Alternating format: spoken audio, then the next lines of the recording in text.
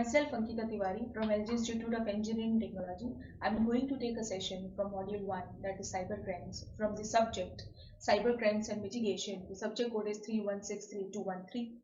The topic that we are going to cover in this session is email spoofing, spamming, and forgery. Now, if I'm talking about the first word, that is email spoofing. So, spoofing is what? A spoofed email is one that appears to originate from one source but actually has been sent from another source. So it is where attacker is basically taking the information, necessary information of email, that is password, username of another victim, and it will hack it, it will take the password and username, and then it will use that to forward to another victims. So this is what, for example, let us say Rupa has an email address like rupa@asianlaws.org. Now suppose, let us say her boyfriend is there, Suresh. Now if there is some problem between them, means if Suresh want to take revenge from Rupa, then what he will do, then Suresh, having become her enemy, spoofs her email. It will take the necessary information and sends vulgar messages to her acquaintance so that her relations with other will be spoiled. Since the emails appear to have originated from the Rupa itself, so her friends could take offense and relationships could be spoiled for life. So this is what an example of a email spoofing is. Now email spoofing basically being taken place when related to mails. So with respect to mails, we have two things, that is username and password. So basically they are attacking on these two words, username values and passwords value. Now whenever we are talking about the spoofing part, then basically the working of it is, the easiest way to spoof mails is for the attacker finds a mail server with an open SMTP port, that is SMTP is Simple Mail Transfer Protocol, which is used for sending mails and receiving mails. Basically this protocol is used for email transformation. Now the SMTP lacks any authentication. Suppose it lacks any of the term value, then so the users that are poorly configured, so the servers that are poorly configured will have no protection against respective cyber criminals, the intention of the cyber criminals to attack on the victim's PC. So it also, in this case, there is nothing stopping or determine attackers from setting up their own email servers. So there will be a configuration will be developed by the attacker in order to develop its own email server in order to send to the to the victim to get its information and to use it.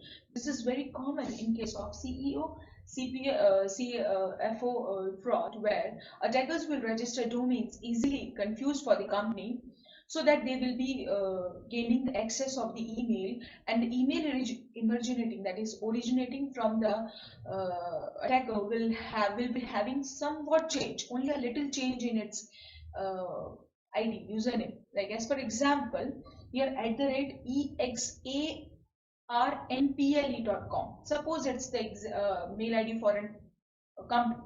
Instead of that, the attacker will use EXAMPL. It will just change a single letter or a group of 2 or 3 letters so that the victim will get confused from where it has been come, and it will by default it will have an assurity that it has come from a predefined, pretermed, and very authentic place, and it will give the access to it, and the attacker will get all the details of the victim. So this is how the working of email spoofing is.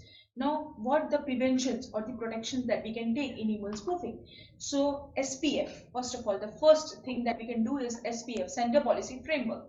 Now this checks whether a certain IP is authorized to send mail from a given domain or not. Now SPF may lead to false positives also, and still requires the receiving server to do the work of checking an SPF record and validating the email sender. So this framework is used for a certain IP which is authorized or not to have the authentication property or not. So if it's authenticated, it's authorized, then and only then the victim can have the assurity and will go ahead. So this is how the first protection that we can take. Another is DKIM, which is known as domain key identified mail, which is the method uses a pair of cryptographic keys. Now, the cryptographic key includes encryption keys that are used to sign outgoing messages and validate the incoming messages as well. So, however, because the TKIM is only used to sign specific pieces of messages, the message can be forwarded without breaking the validity of the signature. And this technique is referred to as replay attack. Replay attack, that means if I'm sending a message to the sender, okay, and it contains the cryptographic key which is being sent by the sender, so it will happen whenever it will send, the key will be sent in another medium, so that will have the key also to decrypt it, and when it will decrypt it, it will get the correct code. So this is how a domain key identified mail is being method is being used in order to prevent email spoofing. The third category that we have is DMARC. The DMARC is basically domain-based message authentication, reporting and confirmation. So this includes reporting also and confirmation also, okay, whether we have got the correct message or not. Now, this method gives a sender option to let the receiver know whether its email is protected by SPF or DKIM or not. That means here the authentication is being sent with receiver to get the information, so that it will know the message is being protected by SPF or DKIM technique or not, and that what actions to be taken when dealing with mail that fails authentication. So DMARC is not widely used because basically it includes both the authenticity and it requires more decryption values. So it is not used till right now, but the two other techniques are used more with respect to this one. So this is what the prevention measures that we can take whenever we don't want email spoofing to be done in the victim's PC. So this is what email spoofing is, its prevention is. Now with respect to that, email spoofing will have an example. Here I have shown one example, like as you can see, just see the code. If I will see the from and to, so this is the email spoofing. So this is an example of email itself where you can see from. Now, if I am seeing the from value, it is being taken from the value bossman. So its tag name is bossman, but its email ID, just see the email ID, bossman@domain1.com. So this is the original one. Now, if I want to spoof it, okay, that means I will change something. Now, what I will change? Subject will not change because subject should be same in order to take the authenticity to the victim, so that it will be assured that the value, the email is from the correct value. So for that, the subject should be same, that is race. Now, so date will be same. Now, to is to whom we have to spoof. That means to whom the attacker will spoof, to the victim. So here the victim is Jude1, where its email ID is Jude1 1@domain.1.com. Okay, so this is to whom we have to send. Now to reply to means the attacker which has changed its value, because it has got this mail. Now it will reply to with the same value itself, that is with the reply to thing, it will forward it with reply value. Bossman will remain as it is. It will just put its mail ID. Now its mail ID will be just only a word change. So do to, because it is knowing to whom it has to send. So it has just taken that value, that domain, it has created it of its own with one value difference, that is do to @domain2.com. So this is how it has spoofed the two mails, as you can see, from and reply to. From is bossman itself and reply to is also bossman. The tag value is not changed, but the email ID is being changed, as you can see. So this is what spoofing is in email, how it's spoofed value. Okay, and the content of it will remain as it is, or it will modify something like, you are such an awesome employee, I have decided to give you a raise.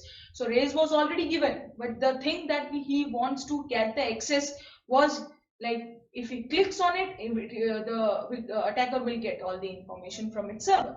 So this is how email spoofing is. Now, with respect to spoofing, we have another technique, that is spamming. Now, spamming is also a technique or equivalent to email spoofing itself, but it is not in terms of to send it. It is an electronic equivalent to junk mail. It will create spam mails as a different category, where if the mail system is understanding that these messages are coming from a not trusted site, so it will put it in the spam.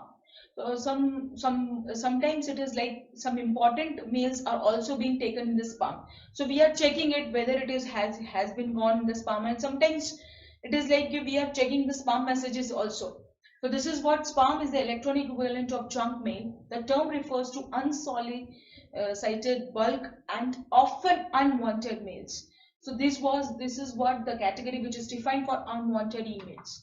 Now spamming is here as a ways to reduce spam, where we can reduce the spam. Well, the first one, enable filters on your email programs. In your email itself, you can enable the filters so that your most trusted emails you will get it, and the untrusted mails will go in the spam itself by the internet itself. So most internet service providers, that is and email providers, offer spam filters where depending on the level you set, they may end up to blocking the emails you want. That means it will block by itself, and it's a good idea to occasionally check your junk folder to ensure the filters are working properly. You can check accordingly. So this is what spamming, we can reduce it. Now another technique is report spam. We can report it to the clients, like as for example, most email clients offer ways to marks to an email so that it will report it as a spam. So this reporting spam will also help to prevent the messages from being directly delivered to your inbox. So it will not go in the inbox, it will go to the spam itself. So this is what reporting spam. Another that you have is own your online presence. That means you check by yourself. Consider hiding your email address from online profiles. Just don't put your email IDs everywhere. Just hide your put your email IDs specifically where you want. So this is what you can do by your own online presence itself, and social networking sites, so that your mail IDs will be not having view of your personal information, and other we cannot see your personal information. So this is what techniques are.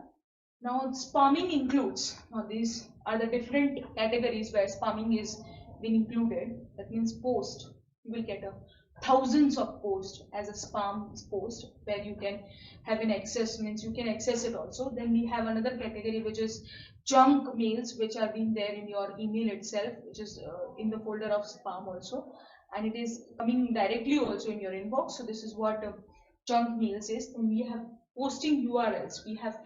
We are getting email, in email we are getting many URLs as a junk email URLs, but it is not trusted. You don't have to trust it, and you don't have to click on it. So this is what URLs we have many, and we are also having that symbol spam with a cross. That means if you have seen Truecaller, so if you are inventing an application Truecaller, and if your call comes from an not trusted one with the not trusted value, not trusted number, they will show you this symbol, okay, with a cross, so that you don't have to pick it up, because it will be a spam, or it will not be a trusted call. So this is what spamming is being taken in the different areas where you can see it in your today's life also. So this is what spamming is. Now with respect to spamming, we have another category of attacking is forgery. So cybercrime also include forgery. Now forgery is, it was an Oscar Wilde that said, imitation is the sincerest form of flattery. But when artist attempts to pass on that intimation as a real thing, it's called forgery. So forgery includes, we tend to think of forgery in connection with the art world. So for example, crime of a forgery generally refers to making of a fake document, modification of the existing document, or unauthorized signing of a signature without authorization. So these are the terms which are included with the forgery, which we can say directly as a forgery word. Okay, so forgery involves false documents, signatures, or any other intimation of an object of value used for the intent of deceive another one. So this is where intention matters a lot, where you need to have an intention to take that unauthorized access. So this is what forgery is. Now those who commit forgery are often charged with the crime of fraud. Documents that are being taken for the object of forgery includes contracts, then identification cards, then legal certificates where you can do the forgery. So one famous criminal forger was Frank Abagnale, who forged millions of dollars worth of personal and payroll checks, and was later the subject of Ron on Howard's film, that is Catch Me If You Can. If you will see the film, you will have the brief knowledge of this word forgery, which has shown its technique, how it forges all the documents, originality. Okay, so this is what forgery is. Now, with respect to forgery, the image here is being shown how the forgery is being taken. As for example, it's an Aadhaar card. Okay, as you can see here, the mandatory information which should not be shown is taken in the white space. Okay, there we have put a white space. Now, what forgery we can do here? We can change photo. So, what portion of the photo? Every portion of the photo will not change. Somewhat portion. So, how here, as you can see, the red portion of it, in red portion in that block, the face that is showing in that block is forged value, that will be forged with another face. So this is what forgery is in terms of documentation of an identification cards. Okay, so this is what example of identification value. Okay, now forgery also includes in images where we don't have to change it, but if it's forged image, that means I don't want to show you that thing that I have to discard it. So how it will be? Original image is this, as you can see, this black one, okay, which is being forged in the another image. As you can see in the another image also, it is not showing it. So this image, okay, this black one is being taken out, and that is a forged image, but it is not included. So this is what forgery is, image which is done in images also. Okay, so this is what we have studied in this session. Okay, so basically we have done cyber crimes categories of 3 categories we have done today. Okay, so thank you.